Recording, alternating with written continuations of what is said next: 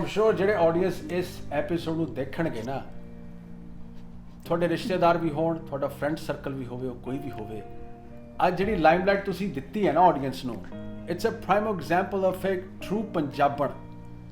ਕਿਉਂਕਿ ਪੰਜਾਬੀ ਕੁੜੀ ਕਦੇ ਹਾਰ ਨਹੀਂ ਸਕਦੀ ਜਿੰਨਾ ਚਿਰ ਉਹ ਜਜ਼ਬਾ ਜਿਹੜਾ ਕਾਇਮ ਹੈ।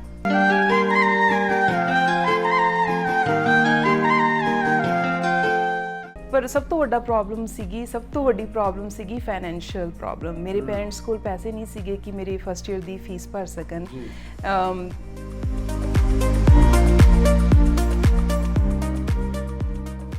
ਦਾ ਜਿਹੜਾ ਵੀ ਸਫ਼ਰ ਸੀਗਾ ਉਹ ਮੇਰਾ ਇਕੱਲੇ ਦਾ ਸਫ਼ਰ ਸੀਗਾ, ਪਰ ਇਹ ਸਫ਼ਰ ਮੈਂ ਆਪਦੀ ਸਾਰੀ ਫੈਮਿਲੀ ਲਈ ਵੀ ਕੀਤਾ। ਸੌਰੀ।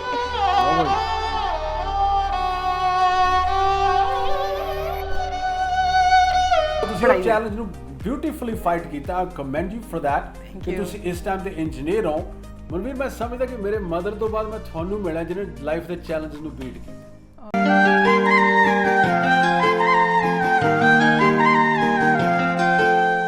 ਦੁਨੀਆ ਦੇ ਹਰ ਕੋਨੇ ਦੇ ਵਿੱਚ ਵਸਦੇ ਸਾਰੇ ਹੀ ਪੰਜਾਬੀਆਂ ਨੂੰ, ਪੰਜਾਬੀ ਮਾਂ ਬੋਲੀ ਨੂੰ ਪਿਆਰ ਕਰਨ ਵਾਲੇ ਸਾਰੇ ਹੀ ਰੱਬੀ ਸਰੋਤਿਆਂ ਨੂੰ ਸਨੀ ਬੱਬਰ ਵੱਲੋਂ ਪਿਆਰ ਭਰੀ ਸਤਿ ਸ੍ਰੀ ਅਕਾਲ। ਲੈ ਕੇ ਹਾਜ਼ਰ ਇੱਕ ਨਵਾਂ episode on the show face to face under Kimi Verma productions. ਕਹਿੰਦਾ ਅੱਤ ਦਾ ਪਿਆਰ ਹੋਵੇ, ਦਿਲੋਂ ਸਤਿਕਾਰ ਹੋਵੇ, ਅੱਤ ਦਾ ਪਿਆਰ ਹੋਵੇ, ਦਿਲੋਂ ਸਤਿਕਾਰ ਹੋਵੇ, ਨੇਮ ਅਤੇ ਫੇਮ ਦਾ ਨਾ ਬੱਬਰਾ ਹੰਕਾਰ ਹੋਵੇ। ਜ਼ਿੰਦਗੀ ਦੇ ਵਿੱਚ ਕਦੇ ਨੇਮ ਤੇ ਫੇਮ ਦਾ ਹੰਕਾਰ ਨਹੀਂ ਅਸੀਂ ਕਰਨਾ, ਨਾ ਹੀ ਸਾਨੂੰ ਕਰਨਾ ਚਾਹੀਦਾ। ਜੋ ਮਾਲਕ ਦੇਵੇ ਉਹਨੂੰ ਹੱਸ ਕੇ ਕਬੂਲੋ। ਤੇ ਅੱਜ ਸਾਡੇ ਨਾਲ ਇੱਕ ਪੰਜਾਬੀ ਜੋਸ਼ੀਲੀ ਮੁਟਿਆਰ ਸਾਡੇ ਨਾਲ ਇਸ ਸਟੂਡੀਓ 'ਚ ਹਾਜ਼ਰ ਹੈ, ਜਿਸ ਨਾਲ ਗੱਲਬਾਤ ਹੋਏਗੀ ਉਹਦੀ ਪੰਜਾਬੀ ਦੀਆਂ ਜੜ੍ਹਾਂ ਬਾਰੇ। ਸਵਾਗਤ ਕਰਦੇ ਤੇ ਬਾਕੀ ਗੱਲ ਅੱਗੇ ਕਰਾਂਗੇ। ਸਾਡੇ ਨਾਲ ਹੈ ਮਨਵੀਰ ਬਰਾੜ। ਮਨਵੀਰ, ਪਿਆਰ ਭਰੀ ਸਤਿ ਸ੍ਰੀ ਅਕਾਲ। ਥੈਂਕ ਯੂ ਜੀ, ਥੈਂਕ ਯੂ ਸੋ ਮਚ ਮੈਨੂੰ ਇਨਵਾਈਟ ਕਰਨ ਵਾਸਤੇ ਫੇਸ ਟੂ ਫੇਸ 'ਚ। Thank you. ਨਹੀਂ, ਸਾਨੂੰ ਖੁਸ਼ੀ ਹੈ ਤੁਸੀਂ ਅੱਜ ਸਮਾਂ ਕੱਢਿਆ ਬਿਜ਼ੀ ਸਕੈਜੂਲ 'ਚੋਂ, ਤੇ ਉਹਦੇ ਬਾਰੇ ਵੀ ਆਪਾਂ ਗੱਲਬਾਤ ਕਰਾਂਗੇ। ਜ਼ਿੰਦਗੀ ਕਿਵੇਂ ਚੱਲ ਰਹੀ ਹੈ? ਜ਼ਿੰਦਾਬਾਦ ਹੈ? ਬਿਲਕੁਲ, ਬਾਈ ਹਿਸ ਗ੍ਰੇਸ, ਮਿਹਰਬਾਨੀ ਹੈ, ਵਧੀਆ ਚੱਲਦੀ। ਹਾਂਜੀ, ਬਹੁਤ ਅੱਛੀ ਗੱਲ ਹੈ, ਕਿਉਂਕਿ ਜਿੱਥੇ ਮਾਲਕ ਰੱਖੇ ਕਹਿੰਦੇ ਉੱਥੇ ਰਹਿਣਾ ਪੈਂਦਾ। ਹਾਂਜੀ, ਡੈਫੀਨਿਟਲੀ। ਤੇ ਐਜੂਕੇਸ਼ਨ ਦੇ ਵਿੱਚ ਸ਼ੁਰੂਆਤ ਆਪਾਂ ਕਰਦੇ ਹਾਂ। ਹਾਂਜੀ, ਕਿਹੜੇ ਪ੍ਰੋਫੈਸ਼ਨ ਨੂੰ ਬਿਲੋਂਗ ਕਰਦੇ ਹੋ? ਐਜੂਕੇਸ਼ਨ ਬਾਰੇ ਸਾਨੂੰ ਥੋੜਾ ਦੱਸੋ। ਹਾਂਜੀ, ਮੇਰੀ ਐਜੂਕੇਸ਼ਨ ਇੰਜੀਨੀਅਰਿੰਗ ਦੀ ਹੈ ਤੇ ਮੇਰੀ ਐਜੂਕੇਸ਼ਨ ਹੈਗੀ ਹਾਰਡਵੇਅਰ ਇੰਜੀਨੀਅਰਿੰਗ 'ਚ। ਤੇ ਆਈ ਫੀਲ ਵੈਰੀ ਪ੍ਰਾਊਡ ਕਿਉਂਕਿ ਹਾਰਡਵੇਅਰ 'ਚ ਕੁੜੀਆਂ ਬਹੁਤ ਘੱਟ ਜਾਂਦੀਆਂ। Usually you will see a lot of women pursuing their engineering career into software ਤੇ so ਮੇਰੀ ਹਾਰਡਵੇਅਰ ਇੰਜੀਨੀਅਰਿੰਗ ਦੀ ਜੌਬ ਹੈਗੀ ਹੈ। You're able to build a computer from scratch? Yeah, kind of. I can build planes. ਵਾਹ। Yeah. ਤੁਸੀਂ ਜਹਾਜ਼ ਹੀ ਬਣਾ ਦਿਓ, ਕੰਪਿਊਟਰ ਛੱਡੋ ਪਰ। ਹਾਂਜੀ, ਡੈਫੀਨਿਟਲੀ। ਜਹਾਜ਼ ਟਰੈਵਲ ਕਰਨ ਦਾ ਕੰਮ ਆਉਂਦਾ। ਹਾਂਜੀ। ਤੇ ਫਿਰ ਸ਼ੁਰੂ ਤੋਂ ਪੈਸ਼ਨ ਸੀਗਾ ਇਸ ਸਾਈਡ ਨੂੰ ਜਾਣ ਦਾ ਕਿ ਇੱਥੇ ਆ ਕੇ ਸਬਬ ਬਣਦਾ ਫਿਰ? Passion, I don't think so passion ਸੀਗਾ ਸ਼ੁਰੂ ਤੋਂ। ਉਸ ਵਾਸਤੇ ਆਈ ਥਿੰਕ ਮੈਨੂੰ ਆਪਦੇ ਚਾਈਲਡਹੁੱਡ 'ਚ ਜਾਣਾ ਪਊਗਾ। ਸੋ ਮੇਰੀ ਜੰਪਾਲ ਰਾਜਸਥਾਨ ਦੇ ਇੱਕ ਛੋਟੇ ਜਿਹੇ ਪਿੰਡ ਤੋਂ ਹੈਗੀ ਹੈ ਤੇ ਮੈਂ ਸਭ ਤੋਂ ਵੱਡੀ ਸੀਗੀ। ਮੇਰੇ ਛੋਟੇ ਭੈਣ ਭਰਾ ਹੈਗੇ ਹੈ ਤੇ ਮੇਰੇ ਫਾਦਰ ਫਾਰਮਰ ਹੈ ਤੇ ਮਦਰ ਮੇਰੀ ਹਾਊਸ ਵਾਈਫ ਹੈ। So financially it wasn't a very great situation ਘਰੇ। ਤੇ ਮੇਰੇ ਬਹੁਤ ਛੋਟੇ ਹੁੰਦੇ ਹੀ ਮੇਰੇ 'ਤੇ ਬਹੁਤ ਵੱਡੀ ਰਿਸਪੋਂਸਿਬਿਲਿਟੀ ਸੀ ਕਿ ਮੈਂ ਆਪਦੇ ਪੇਰੈਂਟਸ ਨੂੰ, ਆਪਦੇ ਭੈਣ ਭਰਾਵਾਂ ਦੀ, ਉਹਨਾਂ ਦੀ ਜ਼ਿੰਦਗੀ ਨੂੰ ਸੈੱਟ ਕਰਨਾ। ਤਾਂ ਮੈਨੂੰ ਸੀਗਾ ਕਿ ਮੇਰਾ ਇੱਕ ਹੀ ਵੇ ਆਊਟ ਹੈ, ਮੇਰੀ ਐਜੂਕੇਸ਼ਨ, ਜਿਹੜੀ ਕਿ ਮੈਨੂੰ ਇਸ ਪਿੰਡ 'ਚੋਂ ਕੱਢ ਕੇ ਲੈ ਕੇ ਜਾ ਸਕਦੀ ਹੈ ਅੱਗੇ। ਸੋ ਐਜੂਕੇਸ਼ਨ ਵਾਜ਼ ਡੈਫੀਨਿਟਲੀ ਉਹ ਮੋਟੀਵੇਸ਼ਨ ਕਿ ਮੈਂ ਆਪਦੀ ਲਾਈਫ ਨੂੰ ਅੱਗੇ ਵਧਾਉਣਾ ਹੈ, ਆਪਦੇ ਭੈਣ ਭਰਾਵਾਂ ਦੀ ਲਾਈਫ ਨੂੰ ਸੈੱਟ ਕਰਨਾ ਹੈ, ਆਪਦੇ ਪੇਰੈਂਟਸ ਦੀ ਲਾਈਫ ਨੂੰ ਇੰਪਰੂਵ ਕਰਨਾ ਹੈ। ਤਾਂ that was one of the biggest reason. But otherwise I used to love acting. ਮੈਨੂੰ ਬਹੁਤ ਪਸੰਦ ਸੀਗੀ ਤੇ ਪਿੰਡਾਂ 'ਚ ਰਹਿਣ ਕਰਕੇ ਆਈ ਡੋਂਟ ਥਿੰਕ ਸੋ ਮੇਰੇ ਪੇਰੈਂਟਸ ਨੇ ਮੈਨੂੰ ਅਲਾਉ ਕਰਨਾ ਸੀਗਾ। To be very honest, conservative environment ਸੀਗਾ ਵਾਈਲ ਗਰੋਇੰਗ ਅਪ। ਤੇ ਤਾਂ ਕਰਕੇ ਕਦੇ ਸੋਚਿਆ ਨਹੀਂ ਕਿ ਇਹ ਡ੍ਰੀਮ ਕਦੇ ਪੂਰਾ ਹੋਊਗਾ। ਤੇ ਦੇਖੋ, ਤੁਸੀਂ ਐਕਟਿੰਗ ਦੀ ਗੱਲ ਕੀਤੀ, ਆਪਣੇ ਕਿਮੀ ਵਰਮਾ ਨੂੰ ਤਾਂ ਪਿੰਡ ਨੂੰ ਹੀ ਬਿਲੋਂਗ ਕਰਦੇ ਨੇ। ਹਾਂਜੀ, ਕਿੱਥੇ ਪਾ ਕੇ ਛਾ ਗਏ ਕਿ ਨਹੀਂ? ਡੈਫੀਨਿਟਲੀ। ਤਾਂ ਉਸ ਵਾਸਤੇ ਨਾ ਇਹ ਸਭ ਤੁਹਾਡੇ ਪੇਰੈਂਟਸ ਦਾ ਸਪੋਰਟ ਹੋਣਾ ਜ਼ਰੂਰੀ ਹੈ। ਸਿੰਸ ਆਈ ਵਾਜ਼ ਦ ਐਲਡੈਸਟ, ਮੈਨੂੰ ਐ ਲੱਗਿਆ ਕਿ ਪਹਿਲੀ ਗੱਲ ਤਾਂ ਮੈਨੂੰ ਆਈ ਡੋਂਟ ਥਿੰਕ ਸੋ ਮੈਨੂੰ ਹੋਪ ਸੀਗੀ ਕਿ ਮੈਨੂੰ ਇਸ 'ਚ ਸਪੋਰਟ ਮਿਲੂਗਾ ਕਿਉਂਕਿ ਪਿੰਡਾਂ 'ਚ ਐਜ਼ ਯੂ ਸੈਡ ਕਿ ਬਹੁਤ ਉਹ ਹੁੰਦਾ ਹੈ, ਕੁੜੀਆਂ ਨੂੰ ਲੈ ਕੇ ਬਹੁਤ ਦਬਾਇਆ ਜਾਂਦਾ ਉਹਨਾਂ ਦੇ ਡ੍ਰੀਮਸ ਨੂੰ। ਔਰ ਮੇਰੇ ਨਾਲ ਵੀ ਬਹੁਤ ਕੁਛ ਹੋਇਆ ਕਿਉਂਕਿ ਮੈਂ ਸਭ ਤੋਂ ਵੱਡੀ ਸੀਗੀ। ਤਾਂ ਕੰਟੀਨਿਊਸਲੀ ਸਾਨੂੰ ਰਿਮਾਈਂਡ ਕਰਾਇਆ ਜਾਂਦਾ ਹੈ ਕਿ ਤੁਸੀਂ ਕੁੜੀ ਹੋ, ਤੁਸੀਂ ਈਵਨ ਮੈਨੂੰ ਉਹਦੀ ਪੜ੍ਹਾਈ ਵਾਸਤੇ ਵੀ ਥੋੜਾ ਲੜਨਾ ਪਿਆ। ਦੇਖੋ, ਤੁਸੀਂ ਉਹ ਚੈਲੰਜ ਨੂੰ ਬਿਊਟੀਫੁਲੀ ਫਾਈਟ ਕੀਤਾ। ਕਮੈਂਡ ਯੂ ਫॉर दैट ਕਿ ਤੁਸੀਂ ਇਸ ਟਾਈਮ ਦੇ ਇੰਜੀਨੀਅਰ ਹੋ ਇੱਕ ਪਿੰਡ ਦੀ ਕੁੜੀ ਜਿਹੜੀ ਹੈ, ਫਿਲਮ ਵੀ ਬਣੀ ਸੀ ਪਿੰਡ ਦੀ ਕੁੜੀ, ਹਾਂਜੀ। ਉਹ 'ਚ ਵੀ ਉਹਨਾਂ ਨੇ ਪ੍ਰੂਵ ਕੀਤਾ ਸੀ ਵੀ ਕੁੜੀਆਂ ਕਿਸੇ ਨੂੰ ਪਿੱਛੇ ਨਹੀਂ ਹੈਗੀਆਂ, ਹਾਂਜੀ ਔਰ ਤੁਸੀਂ ਵੀ ਉਸ ਚੀਜ਼ ਨੂੰ ਪ੍ਰੈਕਟੀਕਲੀ ਪ੍ਰੂਵ ਕਰਕੇ ਦੱਸਿਆ। ਆਮ ਸ਼ੋਰ ਕਿ ਇਸ ਪ੍ਰੋਫੈਸ਼ਨ ਦੇ ਵਿੱਚ ਤੁਸੀਂ ਸਥਾਪਿਤ ਹੋਏ ਹੋ, hard work computers, I mean not everybody chooses that profession। Definitely। ਤੇ ਫਿਰ ਇੱਥੇ ਅਮਰੀਕਾ 'ਚ ਆਉਣ ਦਾ ਸਬਬ ਕਦੋਂ ਬਣਦਾ ਹੈ? ਸੋ ਮੈਂ ਅਮਰੀਕਾ ਆਈ ਸੀ 2009 ਵਿੱਚ। ਮੇਰੀ ਮੈਂ ਆਪਦੀ ਬੈਚਲਰਸ ਡਿਗਰੀ ਇੰਜੀਨੀਅਰਿੰਗ ਦੀ ਇੰਡੀਆ ਤੋਂ ਜੈਪੁਰ ਤੋਂ ਕੀਤੀ। Pink city? ਪਿੰਕ ਸਿਟੀ ਤੋਂ, ਹਾਂਜੀ। ਇਟਸ ਮਾਈ ਫੇਵਰਿਟ ਸਿਟੀ, ਮੈਨੂੰ ਬਹੁਤ ਪਸੰਦ ਹੈ ਜੈਪੁਰ। ਇਸੇ ਕਰਕੇ ਪਿੰਕ ਤਾਂ ਨਹੀਂ ਪਾ ਕੇ ਬੈਠੇ? ਹਾਂਜੀ yeah I'm representing Jaipur. Representing Jaipur, no doubt. ਤੇ ਮੈਂ ਜਦੋਂ ਆਪਦੀ ਇੰਜੀਨੀਅਰਿੰਗ ਦੀ ਐਜੂਕੇਸ਼ਨ ਖਤਮ ਕੀਤੀ ਉੱਥੇ, ਸੋ ਆਫ ਕੋਰਸ ਇੱਕ ਭੇਡ ਚਾਲ ਸ਼ੁਰੂ ਹੋ ਜਾਂਦੀ ਹੈ। ਫਿਰ ਉਸ ਤੋਂ ਬਾਅਦ so many engineers graduate at the same time, so ਸਾਰਿਆਂ ਨੂੰ ਹੁੰਦਾ ਕਿ ਜੌਬ ਲੱਭਣੀ ਹੈ। So when I saw the job market at that time was at very, it was struggling back in 2009 when recession was almost there as well, and it has some impacts India which we ਤੇ ਮੈਨੂੰ ਸੀਗਾ ਕਿ ਮੈਂ ਕੀ ਕਰਾਂ, like if I get a job in Gurgaon ਜਾਂ ਦਿੱਲੀ 'ਚ, I will be making bare minimum, ਤੇ ਮੈਂ ਉਸ ਵਿੱਚ ਸਿਰਫ ਆਪਦਾ ਖਰਚਾ ਹੀ ਚਲਾ ਪਾਉਂਗੀ, ਤੇ ਮੈਂ ਆਪਦੇ ਭੈਣ ਭਰਾਵਾਂ ਨੂੰ ਜਾਂ ਆਪਦੇ ਪੇਰੈਂਟਸ ਨੂੰ ਸਪੋਰਟ ਨਹੀਂ ਕਰ ਸਕੂੰਗੀ। So you basically wanted to move to the next level? Yes, next level, definitely। To support your family, ਕਿ ਅੱਜ ਵੀ ਉਹੀ ਪੈਸ਼ਨ ਹੈ ਵੀ ਮੈਂ ਜ਼ਿੰਦਗੀ ਦੇ ਵਿੱਚ ਉਹਨਾਂ ਚੈਲੰਜਸ ਨੂੰ ਮੀਟ ਕਰਦੀ ਰਵਾਂ, ਗਾਂ ਤੋਂ ਗਾਂ ਵੱਧਦੀ ਰਵਾਂ? ਹਾਂਜੀ, ਡੈਫੀਨਿਟਲੀ। ਮਨਵੀਰ, ਤੁਸੀਂ ਇੱਕ ਪਿੰਡ ਚੋਂ ਉੱਠ ਕੇ ਇਸ ਲੈਵਲ ਤੱਕ ਪਹੁੰਚੇ ਹੋ, ਜ਼ਿੰਦਗੀ ਦੇ ਉਸ ਚੈਲੰਜ ਨੂੰ ਬੀਟ ਕੀਤਾ ਹੈ, ਰਿਸਪੌਂਸਿਬਿਲਿਟੀ ਤੁਸੀਂ ਗੱਲ ਕੀਤੀ ਹੈ, ਆਪਣੇ ਛੋਟੇ ਭੈਣ ਭਰਾਵਾਂ ਦੀ ਗਰੂਮਿੰਗ, ਉਹਨਾਂ ਦੀ ਪਰਵਰਿਸ਼ ਵਿੱਚ ਤੁਸੀਂ ਕਹਿ ਲਓ ਆਪਣੇ ਮਾਪਿਆਂ ਦਾ ਬਹੁਤ ਵਧੀਆ ਤਰੀਕੇ ਨਾਲ ਸਾਥ ਦਿੱਤਾ ਹੈ, ਕਿ ਅੱਜ ਵੀ ਮਨਵੀਰ ਦੀ ਡਰਾਈਵ ਉਹੀ ਹੈ ਵੀ ਮੈਂ ਹੋਰ ਰਾਈਜ਼ ਕਰਾਂ, ਹੋਰ ਨੈਕਸਟ ਲੈਵਲ ਤੱਕ ਪਹੁੰਚਣ ਦੀ ਕੋਸ਼ਿਸ਼ ਕਰਾਂ? ਹਾਂਜੀ, ਡਰਾਈਵ ਸਟਿਲ ਸੇਮ, ਪਰ ਹੁਣ ਮੈਂ ਥੋੜਾ ਜਿਹਾ ਆਪਦੇ ਵਾਸਤੇ ਟਾਈਮ ਕੱਢਣਾ ਚਾਹੁੰਦੀ ਹਾਂ ਥੋੜਾ। ਹਾਂਜੀ, ਹੁਣ ਮੈਂ ਕੁਛ ਆਪਦੇ ਡ੍ਰੀਮਸ ਨੂੰ ਜਿਹੜੇ ਮੈਂ ਛੱਡ ਆਈ ਪਿੱਛੇ, ਉਹਨਾਂ ਨੂੰ I want to work on them, ਤੇ ਉਹਨਾਂ ਤੇ ਕੰਮ ਕਰਨਾ ਚਾਹੁੰਦੀ ਹਾਂ। So what is that dream? We want to know. I mean, you're mentioning all this suspense here. I'm thinking, what are you thinking?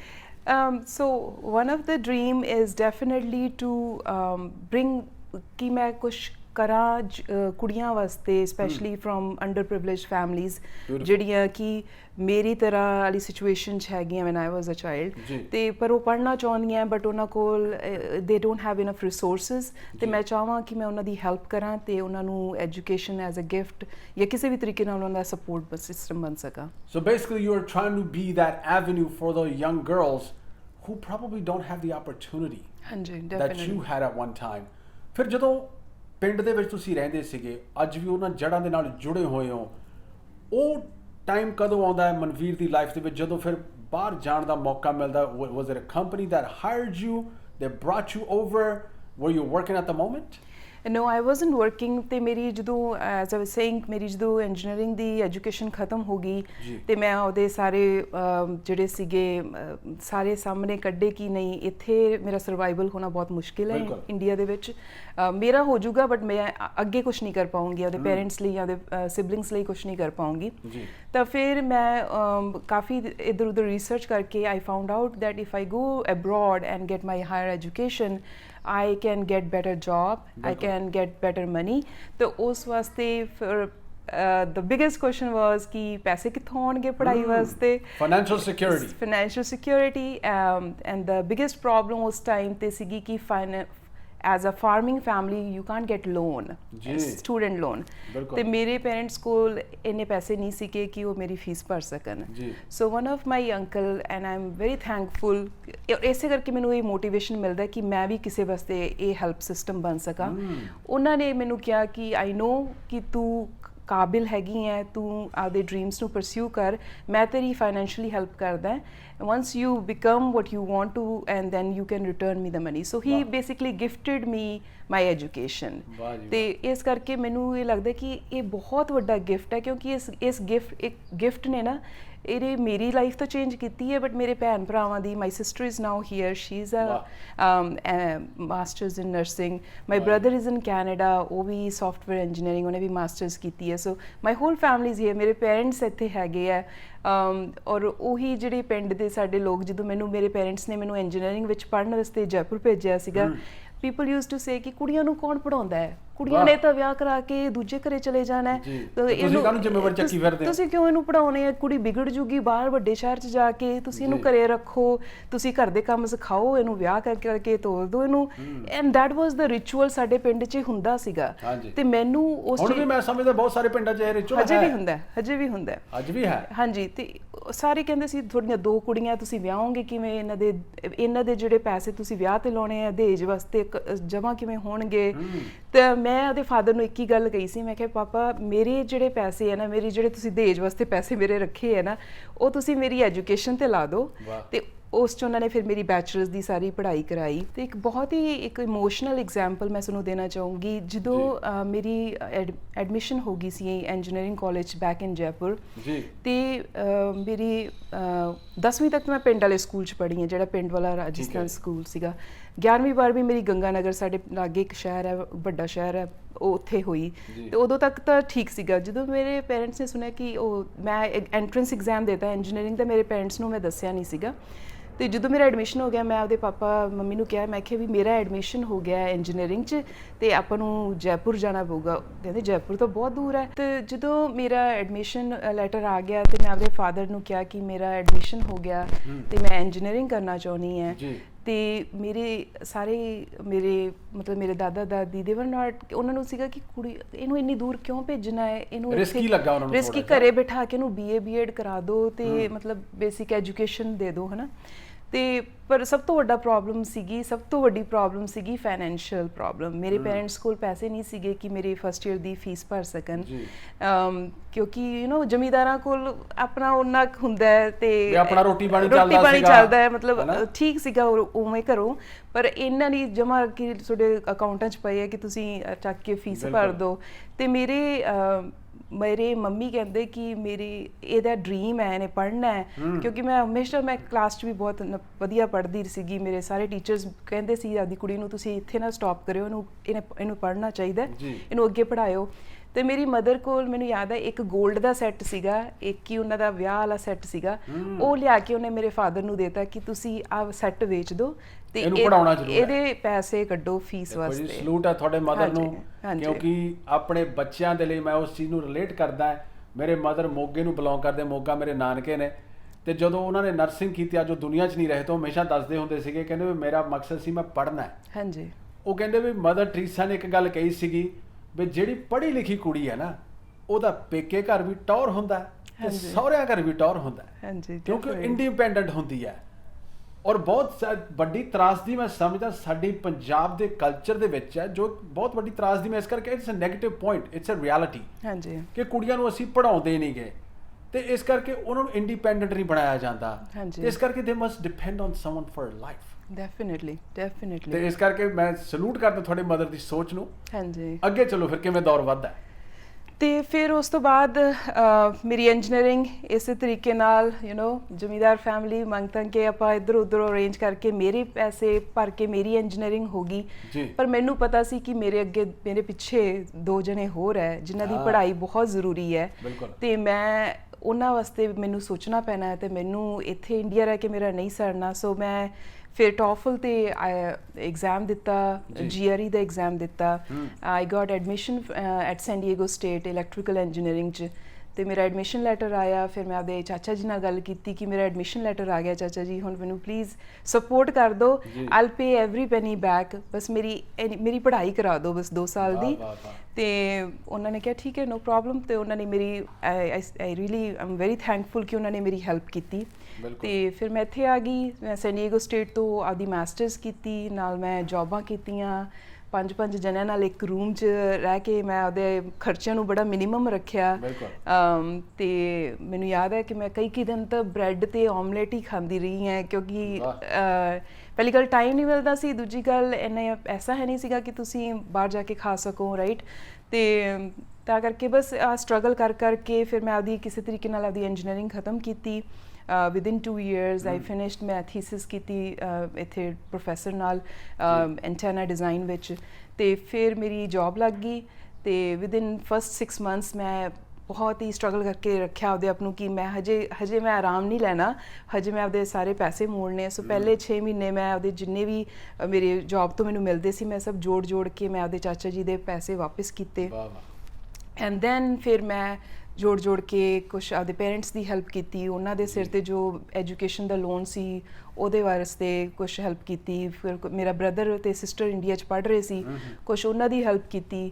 ਫਿਰ ਮੈਂ ਆਪਦੀ ਸਿਸਟਰ ਨੂੰ ਇੱਥੇ ਸੱਦਿਆ ਤੇ ਮੇਰੀ ਸਿਸਟਰ ਨੇ ਇੱਥੇ ਆ ਕੇ ਉਹਨੇ ਪੜ੍ਹਾਈ ਕੀਤੀ। ਸ਼ੀ ਸਟਾਰਟਡ ਵਿਦ ਨਰਸਿੰਗ ਕੀਤੀ, BS in RN ਸਾਰਾ ਕਰਕੇ। ਫਿਰ now recently she did NP nurse practitioner. ਵਾਹ, congratulations thank to your you. Sister. Yes, ਤੇ ਫਿਰ ਮੇਰੇ ਬ੍ਰਦਰ ਨੇ ਉਹਦੀ ਇੰਜੀਨੀਅਰਿੰਗ, ਉਹਨੇ ਵੀ ਜੈਪੁਰ ਤੋਂ ਇੰਜੀਨੀਅਰਿੰਗ ਕੀਤੀ। ਫਿਰ ਮੈਂ ਉਹਨੂੰ ਕੈਨੇਡਾ 'ਚ ਉਹਦਾ ਐਡਮਿਸ਼ਨ ਕਰਾਇਆ ਗਿਆ ਤੇ ਉਹ ਮਤਲਬ ਐਡਮਿਸ਼ਨ ਤਾਂ ਉਸਨੇ ਆਪੇ ਲਿਆ, but so I help her financially to pay his fee. ਤੇ ਉਹਨੇ ਆਪਦੀ ਮਾਸਟਰਸ ਕੀਤੀ ਕੰਪਿਊਟਰ ਸਾਇੰਸ ਵਿੱਚ ਤੇ ਹੁਣ ਉਹ ਵੀ ਰਾਇਲ ਬੈਂਕ ਆਫ ਕੈਨੇਡਾ ਵਾਸਤੇ ਜੌਬ ਕਰਦਾ ਹੈ। ਸੋ ਹਾਂ, ਦੋਨਾਂ ਦੀ ਲਾਈਫ ਵਧੀਆ ਸੈੱਟ ਹੈ। ਮੇਰੇ ਪੇਰੈਂਟਸ ਇੱਥੇ ਹੈਗੇ ਹੈ, they live with my sister right now ਤੇ they are very happy, healthy by God's grace. ਤੇ ਹੁਣ ਜਿਹੜੇ ਲੋਕ ਸਾਨੂੰ ਮਤਲਬ ਮੇਰੇ ਪੇਰੈਂਟਸ ਨੂੰ ਕਹਿੰਦੇ ਸੀ ਤੁਸੀਂ ਕੁੜੀ ਨੂੰ ਕਿਉਂ ਪੜ੍ਹਾ ਰਹੇ ਹੈ, ਉਹ ਸਾਰੇ ਕਹਿੰਦੇ ਆ, ਸਾਡੇ ਪਿੰਡ 'ਚ ਮੇਰਾ ਨਿਕਨੇਮ ਨੂਰੀ ਹੈ ਤੇ ਸਾਰੇ ਕਹਿੰਦੇ ਕਿ ਉਹ ਨੂਰੀ ਵਰਗੀ ਕੁੜੀ ਹੋਵੇ। ਨੂਰੀ ਨੇ ਦੇਖੋ ਆਪਦੇ ਮਾਂ ਪਿਓ ਨੂੰ ਤੇ ਆਪਦੇ ਭੈਣ ਭਰਾਵਾਂ ਨੂੰ ਪਿੰਡ 'ਚੋਂ ਕੱਢ ਕੇ ਕਿੱਥੇ ਲੈ ਗਈ। ਦੇਖੋ ਜਦੋਂ ਨੂਰੀ ਨੂਰ ਵਾਂਗ ਚਮਕੀ ਫਿਰ ਹਰ ਇੱਕ ਬੰਦਾ ਐਗਜ਼ਾਮਪਲ ਬਣਾਉਂਦਾ। ਹਾਂਜੀ, ਸੋ ਹੁਣ ਸਾਰੇ ਬਹੁਤ ਵਧੀਆ ਉਹਦਾ ਐਗਜ਼ਾਮਪਲ ਲੈਂਦੇ ਆ ਤੇ ਆਈ ਫੀਲ ਵੈਰੀ ਪ੍ਰਾਊਡ। ਤੇ ਹੁਣ ਦੈਟਸ ਮਾਈ ਡ੍ਰੀਮ ਕਿ ਮੈਂ ਇਸ ਤਰੀਕੇ ਦਾ ਕੁਝ ਪੇ ਬੈਕ ਕਰ ਸਕਾਂ ਸੋਸਾਇਟੀ ਵਾਸਤੇ। ਦੇਖੋ ਕਮੈਂਡੇਬਲ ਹੈ ਤੁਹਾਡੀ ਲਾਈਫ ਸਟੋਰੀ ਜਿਹੜੀ ਹੈ। ਆਮ ਸ਼ੋਰ ਜਿਹੜਾ ਵੀ ਇਹ ਸਾਡੀ ਇੰਟਰਵਿਊ ਦੇਖੇਗਾ ਇੱਕ ਫਿਲਮ ਸਟੋਰੀ ਹੈ ਮੇਰੇ ਹਿਸਾਬ ਨਾਲ। Thank you. ਕਿਉਂਕਿ ਜ਼ਿੰਦਗੀ ਦੇ ਵਿੱਚ ਆਪਾਂ ਚੀਜ਼ਾਂ ਕੈਮਰੇ ਉੱਤੇ ਦੇਖਦੇ ਹਾਂ, ਪਿਕਚਰਾਂ 'ਚ ਦੇਖਦੇ ਹਾਂ, ਪਰ ਮੈਂ ਖੁਸ਼ਕਿਸਮਤ ਸਮਝਦਾ ਆਪਣੇ ਆਪ ਨੂੰ ਕੋਈ ਤੁਹਾਡੇ ਨਾਲ 'ਚ ਬੈਠਣ ਦਾ ਮੌਕਾ ਮਿਲਿਆ। ਕਿਮੀ ਵਰਮਾ ਹੁਣ ਦਾ ਥੈਂਕ ਯੂ ਜਿਨ੍ਹਾਂ ਨੇ ਇਸ ਸ਼ੋਅ ਨੂੰ ਪ੍ਰੋਡਿਊਸ ਕੀਤਾ ਕਿ ਇਹੋ ਜਿਹੇ ਸੈਲੀਬ੍ਰਿਟੀ ਵੀ ਦੁਨੀਆ 'ਚ ਹੈਗੇ ਨੇ ਜਿਨ੍ਹਾਂ ਨੇ ਜ਼ਿੰਦਗੀ ਨੂੰ ਬੀਟ ਕੀਤਾ। ਤੁਸੀਂ ਜ਼ਿੰਦਗੀ ਦੇ ਚੈਲੰਜ ਨੂੰ ਬੀਟ ਕੀਤਾ, ਆਪਣੇ ਜਜ਼ਬੇ ਨੂੰ ਕਾਇਮ ਰੱਖਿਆ, ਕਿਉਂਕਿ ਜਜ਼ਬਾ ਜਿਹੜਾ ਜਿਸ ਇਨਸਾਨ ਦੇ ਵਿੱਚ ਹੁੰਦਾ ਹੈ ਉਹਨੂੰ ਕੋਈ ਵੀ ਚੀਜ਼ ਫਿਰ ਪਿੱਛੇ ਨਹੀਂ ਸਿੱਟ ਸਕਦੀ। ਔਰ ਵੂਮਨ ਇੰਪਾਵਰਮੈਂਟ ਦੀ ਤੁਸੀਂ ਪ੍ਰਾਈਮ ਐਗਜ਼ਾਮਪਲ ਹੋ। ਸੋ ਆਈ ਕਮੈਂਡ ਯੂ ਫॉर दैट। ਤੇ ਜ਼ਿੰਦਗੀ ਦੇ ਵਿੱਚ ਤੁਸੀਂ ਉਹਨਾਂ ਚੀਜ਼ਾਂ ਨੂੰ ਫਿਰ ਤੁਸੀਂ ਐਵਨਿਊ ਬਣਿਓ ਉਹਨਾਂ ਬੱਚੀਆਂ ਵਾਸਤੇ ਵੀ ਜਦੋਂ ਤੁਸੀਂ ਕਿਹਾ ਵੀ ਨੂਰੀ ਵਰਗੀ ਬਣੋ। ਹਾਂਜੀ, ਉਹਨਾਂ ਬੱਚੀਆਂ ਨੂੰ ਅੱਜ ਮਾਂ ਪਿਓ ਕਹਿੰਦੇ ਨੇ ਕਿਉਂਕਿ ਤੁਸੀਂ ਕੁਝ ਐਸਾ ਕਰਕੇ ਦਿਖਾਇਆ ਜਿਸ ਲਾਈਕ ਬੀਟਿੰਗ ਦੀ ਆਡਸ। ਹਾਂਜੀ, ਠੀਕ ਹੈ। ਫਿਰ ਜ਼ਿੰਦਗੀ ਦੇ ਕੰਪੀਟੀਸ਼ਨ ਨੂੰ ਲੜਨਾ ਤੇ ਉਹਨੂੰ ਜਿੱਤਣਾ ਉਹ ਵੀ ਆਪਣੇ ਆਪ 'ਚ ਐਗਜ਼ਾਮਪਲ ਹੈ। ਕਿਵੇਂ ਮਹਿਸੂਸ ਕਿਵੇਂ ਹੁੰਦਾ ਅੱਜ ਜ਼ਿੰਦਗੀ ਦੇ ਵਿੱਚ ਸੰਤੁਸ਼ਟ ਹੋ? ਆਈ ਥਿੰਕ ਸੰਤੁਸ਼ਟੀ ਦੀ ਕੋਈ ਲਿਮਿਟ ਨਹੀਂ ਹੁੰਦੀਗੀ। ਸੰਤੁਸ਼ਟ ਕੰਪਲੀਟਲੀ ਤਾਂ ਨਹੀਂ ਕਹੂੰਗੀ। ਚਾਈਲਡਹੁੱਡ ਤੋਂ ਲੈ ਕੇ ਹੁਣ ਤੱਕ ਦਾ ਸਫ਼ਰ ਜਿਹੜਾ ਸੀਗਾ ਨਾ ਬਹੁਤ ਚੈਲੰਜਿੰਗ ਸੀਗਾ। ਇਹ ਜਿਹੜੀ ਸਟੋਰੀ ਮੈਂ ਤੁਹਾਨੂੰ ਦੱਸੀ ਹੈ ਬਹੁਤ ਮੋਟੇ ਲੈਵਲ ਤੇ ਦੱਸੀ ਹੈ। ਦੇਰ ਆਰ ਮੈਨੀ ਥਿੰਗਸ ਜਿਹੜੀਆਂ ਬਹੁਤ ਡੀਪ ਹੈ, ਜਿਹੜੀਆਂ ਤੁਹਾਡੇ ਦਿਮਾਗ ਤੇ ਇੱਕ ਟਰਾਮਾ ਵੀ ਕਰ ਜਾਂਦੀਆਂ। ਤਾਂ ਉਹ ਚੀਜ਼ਾਂ ਮੈਂ ਨਹੀਂ ਡਿਸਕਸ ਕੀਤੀਆਂ, ਬਟ ਸੰਤੁਸ਼ਟੀ ਇਸ ਕਰਕੇ ਨਹੀਂ ਹੋਈ ਕਿ ਹੁਣ ਤੱਕ ਦਾ ਜਿਹੜਾ ਵੀ ਸਫ਼ਰ ਸੀਗਾ ਉਹ ਮੇਰਾ ਇਕੱਲੇ ਦਾ ਸਫ਼ਰ ਸੀਗਾ, ਪਰ ਇਹ ਸਫ਼ਰ ਮੈਂ ਆਪਦੀ ਸਾਰੀ ਫੈਮਿਲੀ ਲਈ ਵੀ ਕੀਤਾ। ਵਾਹ, ਸੌਰੀ, ਨੋ ਵਰੀਜ਼।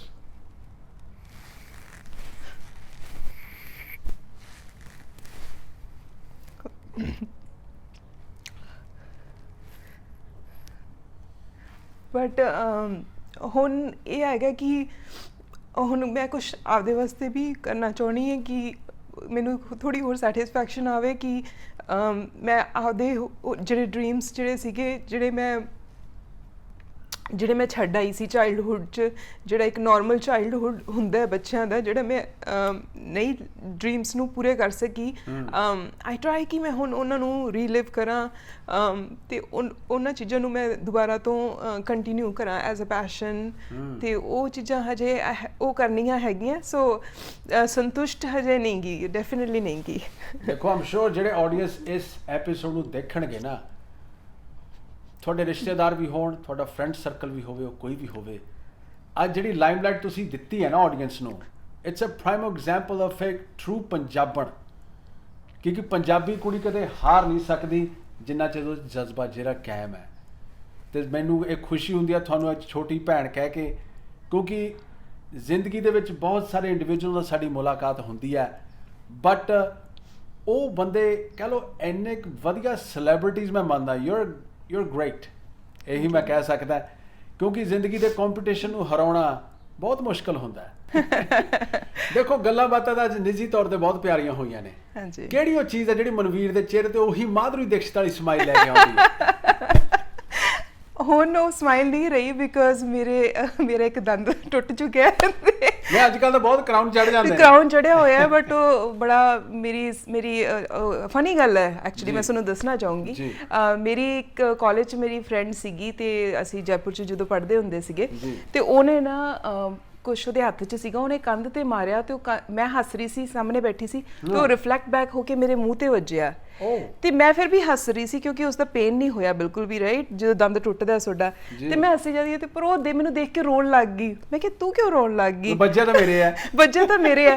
ਕਹਿੰਦੀ ਤੂੰ ਆਦਾ ਮੂੰਹ ਸ਼ੀਸ਼ੇ 'ਚ ਦੇਖ। ਅੱਛਾ। ਜਦੋਂ ਮੈਂ ਸ਼ੀਸ਼ੇ 'ਚ ਮੂੰਹ ਦੇਖਿਆ ਤਾਂ ਮੇਰਾ ਦੰਦ ਟੁੱਟ ਚੁੱਕਿਆ ਸੀਗਾ, ਕ੍ਰੈਕ ਹੋ ਗਿਆ। ਕ੍ਰੈਕ ਮਤਲਬ ਟੁੱਟ ਗਿਆ ਸੀਗਾ, ਉੱਪਰਲਾ one portion chipped off. Oh wow. ਤੇ ਮੈਂ ਕਿਹਾ ਕੀ ਕੀਤਾ?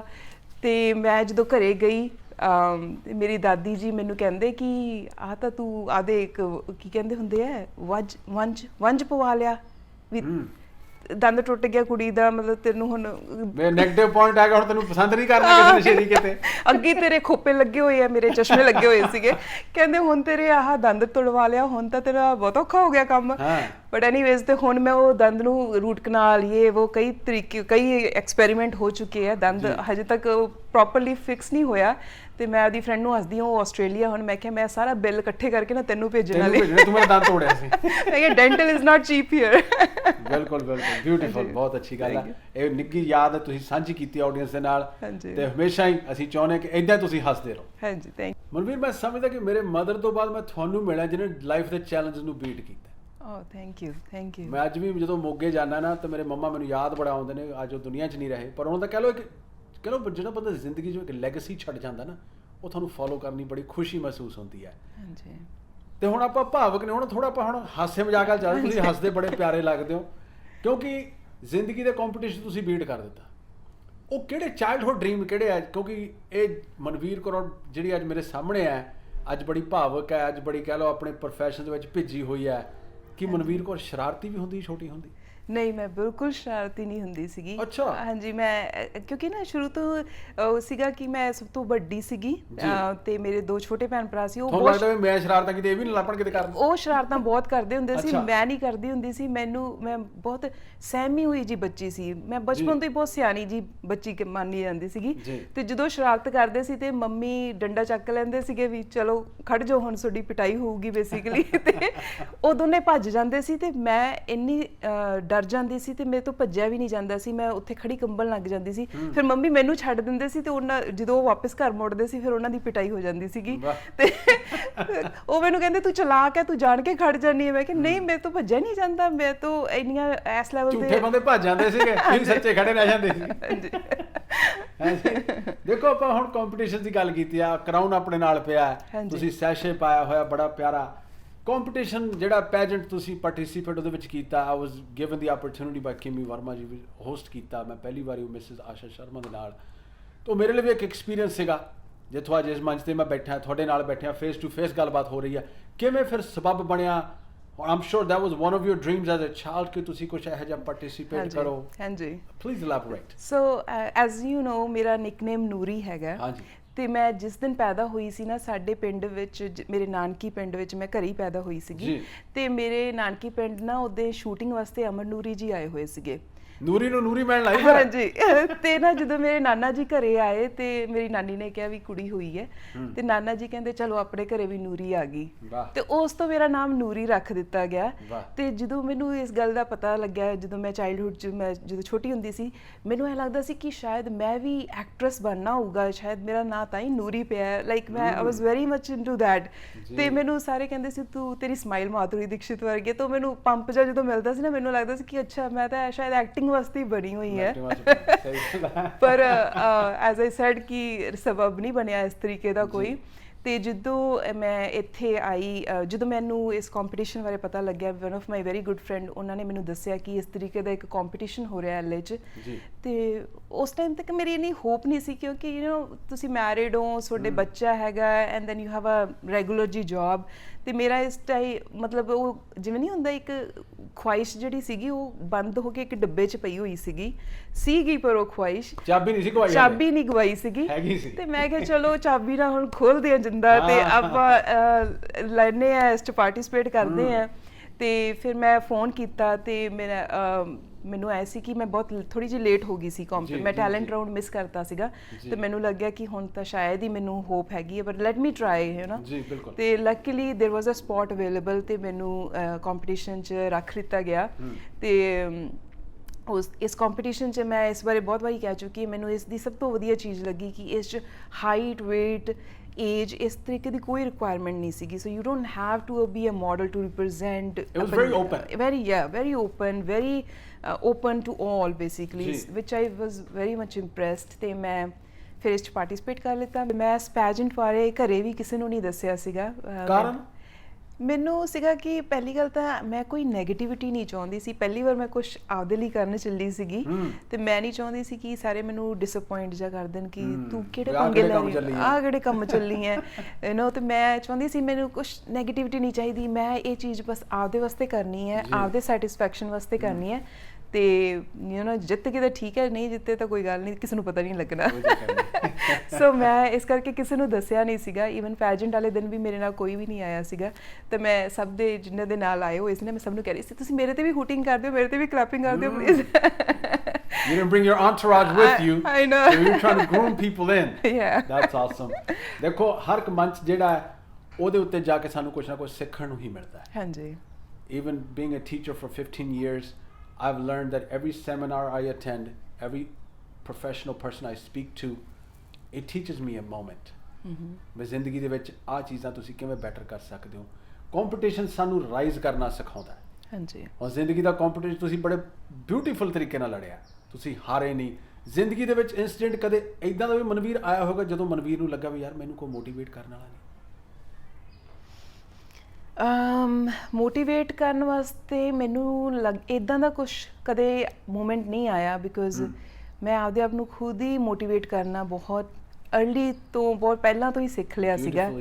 ਸੋ ਮੈਨੂੰ ਲੋੜ ਨਹੀਂ ਪੈਂਦੀ ਕਿਸੇ ਤੋਂ ਮੋਟੀਵੇਟ ਹੋਣ ਦੀ। I think this is all inside you. ਤੁਸੀਂ ਕਿੱਦਾਂ ਆਪਦੇ ਆਪ ਨੂੰ ਕਿੱਥੋਂ ਅਪਲਿਫਟ ਕਰਨਾ ਹੈ, ਇਹ ਸਭ ਕੁਝ ਸਾਰੀ ਕਮਾਂਡ ਤੁਹਾਡੇ ਹੱਥ ਵਿੱਚ ਹੁੰਦੀ ਹੈ। ਦੇਖੋ ਮੈਂ ਇਸ ਚੀਜ਼ ਨੂੰ ਰਿਲੇਟ ਕਰਨਾ ਚਾਹੁੰਦਾ ਤਾਂ ਵਰਲਡ ਚੈਂਪੀਅਨ ਉਸੈਨ ਬੋਲਟ ਜਿਹੜਾ 100 ਮੀਟਰ ਦਾ ਚੈਂਪੀਅਨ ਹੈ ਨਾ, ਉਹ ਵੀ ਹਮੇਸ਼ਾ ਗੱਲ ਕਰਦਾ ਕਿ ਸੈਲਫ ਮੋਟੀਵੇਟ ਮੈਂ ਆਪਣੇ ਆਪ ਨੂੰ ਕਰਦਾ। ਕਹਿੰਦਾ ਮੈਨੂੰ ਮੀਡੀਆ ਦੀ ਕੋਈ ਟੈਨਸ਼ਨ ਨਹੀਂ ਹੁੰਦੀ, ਮੈਨੂੰ ਕ੍ਰਿਟਿਸਿਜ਼ਮ ਦੀ ਟੈਨਸ਼ਨ ਨਹੀਂ ਹੁੰਦੀ। ਕਹਿੰਦਾ ਇੱਕ ਵਾਰ ਲਾਈਟਾਂ ਜਗਣ ਤੋਂ ਸਟੇਡੀਅਮ ਫਿਰ ਦੇਖਦੇ ਕੌਣ 골ਡ ਮੈਡਲ ਘਰੇ ਲੈ ਕੇ ਜਾਂਦਾ। ਔਰ ਉਹੀ 골ਡ ਮੈਡਲ ਤੁਸੀਂ ਘਰੇ ਲੈ ਕੇ ਆਏ ਹੋ। ਅੱਜ ਲੋਕ ਤੁਹਾਨੂੰ ਫੋਲੋ ਕਰਦੇ ਆ, ਤੁਹਾਡੀ ਐਗਜ਼ਾਮਪਲ ਨੂੰ ਫੋਲੋ ਕਰਨਾ ਚਾਹੁੰਦੇ ਆ। ਦੋਸਤੋ ਇੱਕ ਕਹਾਣੀ, ਇੱਕ ਲਾਈਫ ਸਟੋਰੀ ਜਿਹੜੀ ਆ, ਇੱਕ ਪ੍ਰੈਕਟੀਕਲ ਹੈ, ਇੱਕ ਟਰੂ ਪੰਜਾਬਣ ਦੀ, ਜਿਹੜੀ ਅੱਜ ਸਾਡੇ ਨਾਲ ਸਾਡੇ ਸਟੂਡੀਓ 'ਚ ਬੈਠੇ ਆ। ਇਨ ਫਿਊਚਰ ਸਾਡਾ ਕੋਸ਼ਿਸ਼, ਸਾਡਾ ਮਕਸਦ ਇਹੀ ਹੈ ਕਿ ਅਸੀਂ ਇਹੋ ਜਿਹੇ ਸੈਲੀਬ੍ਰਿਟੀਜ਼ ਨਾਲ ਤੁਹਾਡੀ ਮੁਲਾਕਾਤ ਕਰਵਾਈ ਜਿਹਨਾਂ ਤੋਂ ਤੁਹਾਨੂੰ ਕੁਝ ਸਿੱਖਣ ਨੂੰ ਮਿਲਦਾ ਹੈ। ਮਨਵੀਰ ਜਾਂਦੇ ਜਾਂਦੇ ਕੋਈ ਸੁਨੇਹਾ ਪੰਜਾਬੀਆਂ ਨੂੰ? ਪੰਜਾਬੀਆਂ ਲਈ ਮੇਰਾ ਇੱਕ ਹੀ ਸੁਨੇਹਾ ਹੈ ਕਿ ਤੁਸੀਂ ਸਾਰੇ ਜੁੜ ਕੇ ਰਹੋ। The world is very negative place already. Let's just not create any more negativity. ਤੇ ਸਾਰੇ ਖੁਸ਼ ਰਹੋ, ਮਿਲ ਕੇ ਰਹੋ ਤੇ ਹੱਸਦੇ ਗਾਉਂਦੇ ਰਹੋ। ਵਾਹ ਵਾਹ ਵਾਹ, ਥੈਂਕ ਯੂ ਸੋ ਮਚ। ਦੋਸਤੋ ਅਗਲੇ ਹਫਤੇ ਮਿਲਾਂਗੇ ਇੱਕ ਹੋਰ ਨਵੇਂ ਨਕੋਰ ਐਪੀਸੋਡ ਦੇ ਨਾਲ। ਦੇਖਦੇ ਰਹੋ program face to face under Kimi Verma productions. ਪਿਆਰ ਭਰੀ ਸਤਿ ਸ਼੍ਰੀ ਅਕਾਲ।